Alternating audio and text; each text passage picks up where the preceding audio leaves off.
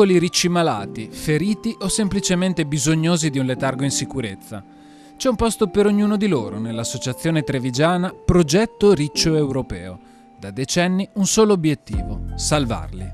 Si parte dal presupposto che liberi erano e liberi dovranno tornare.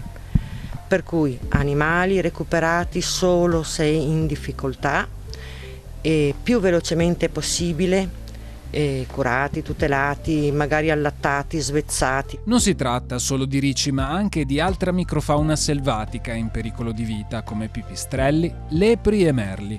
L'emergenza pipistrelli in particolare è in aumento e legati ad essa sono problemi strettamente attuali. Le cause potrebbero essere molteplici, a partire dal cambiamento climatico alle interferenze delle trasmissioni radio. Le minacce per queste specie sono davvero tante, specialmente durante l'estate, e in caso di avvistamento è fondamentale sapere come agire. Telefonare immediatamente ad un centro o alla polizia provinciale o al nostro CRAS provinciale, che è una struttura una delle migliori in Italia come CRAS.